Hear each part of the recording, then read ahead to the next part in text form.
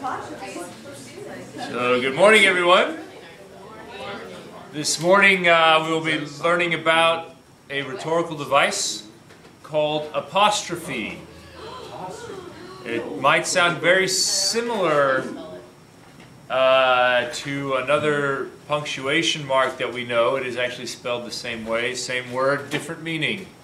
It often happens. So here we go. So, what is an apostrophe? Well, first of all, it has nothing to do with the punctuation mark of the same name. It is completely different, not related, really in any way. So please don't confuse the two. It's not recording? It says low battery. Oh, just Okay. kidding. So it is recording, just we have to go through this quickly, which is fine. Shouldn't take very long. Are you sure that's how it's pronounced? So, yes. I'm quite sure it's how it's pronounced. It's not apostrophe or anything like that. Are you sure? Yeah. So, I'm going to lose my voice here in a second quickly. Excuse me. So, apostrophe is when the writer breaks out of the flow of writing to speak directly to a person or a personified object. So, this is often used in poetry. Kind of like an aside, yes, in drama, where the speaker will speak directly to the audience. Kind of like that, yes. Except it's used in writing. And it has some specific uses that we will look at shortly. But before we look at those uses, we are going to look at what it is. Are we ready to look at that? No. Yes. Almost. Go ahead. Okay. So it is a forceful emotional device. It is used to convey. Okay. It is used to convey a sense of fervor in your writing or in your thought process as you're trying to do it. It is outside the bounds of the narrative. So whatever you're writing about, the apostrophe, you've built up so much fervor and emotion over this subject that you just have to say this. So you throw it in there. And that should be evident in the actual words that you use as you are writing an apostrophe. Girls, you should not have those in your ears. Thank you.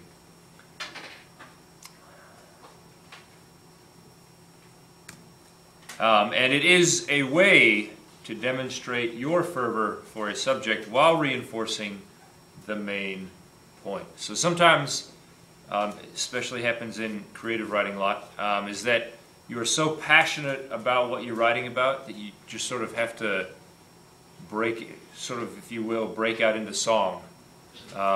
Except you just have so much emotion built up that you're like, yeah, I just have to say this. Okay?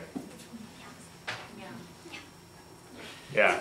I'm sure you'll go online and look and just replay that one bit right there just to see me make that funny face. And the strange noise.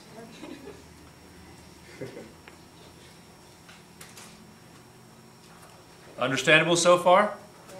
Maybe a little bit. You just probably need some examples before you fully grasp it. But before we get to some examples, I'm going to show you how to use it. Or tell you how to use it anyway. Almost I'll tell you how to use it. Ready now? Yeah. You're very lucky that I'm so patient. Many people would just power through it regardless of how quickly you've written the notes down. Yes. Okay. Next one.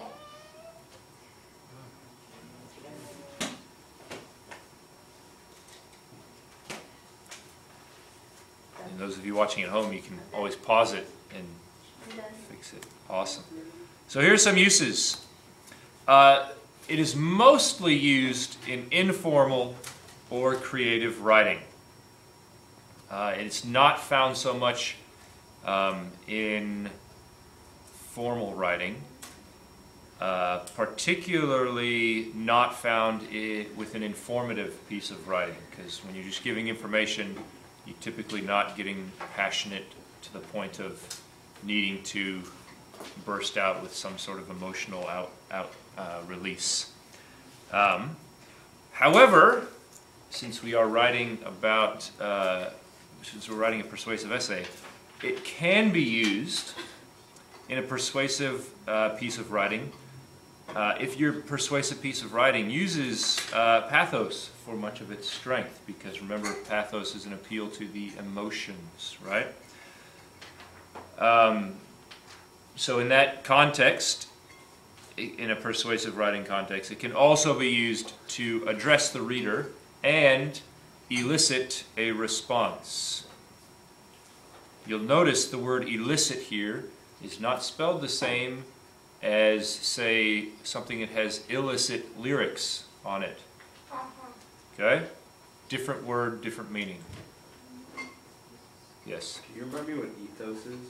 Ethos is the appeal to the authority figure, or so you'd have a doctor telling you that you should use this medicine for this problem, right? I was reading a book last night and Yeah. it talked about like how his ethos wouldn't allow it, like just like his moral code. Yeah. So it's also applied to moral code as well. Yeah. That's how Aristotle originally thought of it.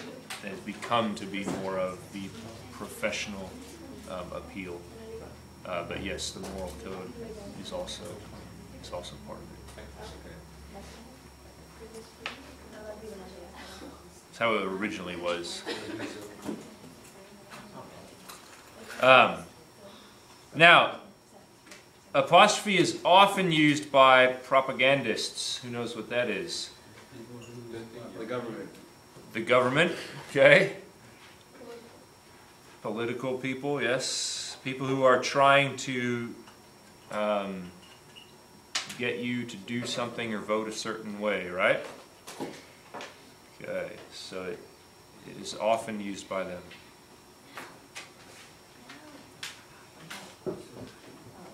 Now, we do have some cautions when we are using it. Okay, some things you want to be aware of. Are we ready to move on to those? Awesome. So, first one. It can add too much emotion to ordinary things. And if you add too much emotion to, say, vacuuming your room, it potentially could be done tongue-in-cheek, but people might not take you very seriously if you're, waxing poetic about vacuuming your bedroom. Some people are. You should not use apostrophe in informative writing because it often sounds very melodramatic. Right? So you're writing about, hey, look who decided to show up. So you are writing about, say, I don't know, the weather pattern of California, right? And if you're simply writing about that, you might, and you start throwing some apostrophes in there, you might sound a little bit melodramatic. You might sound a little over the top, right? We good? Sure. Questions? All right. Now we get to some examples so you can actually see what we are talking about. First one. You don't necessarily need to write these down because they will be online, but if you like to, feel free. I would recommend it. So the sun set over Paris. Paris, my first love, sultry and secretive, beguiling and shy, How I wanted to hold you forever as the sun went down that summer day. You were so overcome with emotion when recalling the sunset you saw in Paris that you just had to burst out with some emotional jargon, right?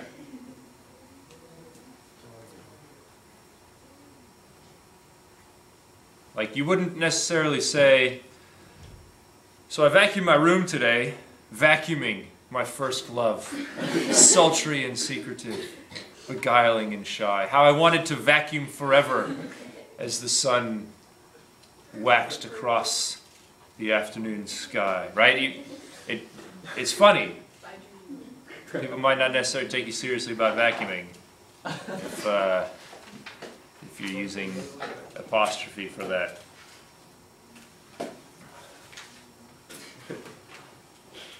Yeah. That's awesome.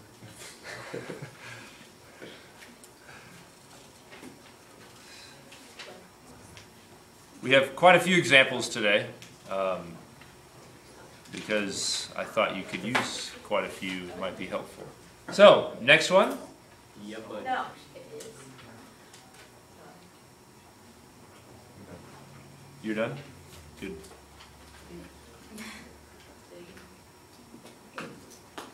Anyone else ready to go to the next one? yeah. Awesome. Here's another example. In this case, we are addressing an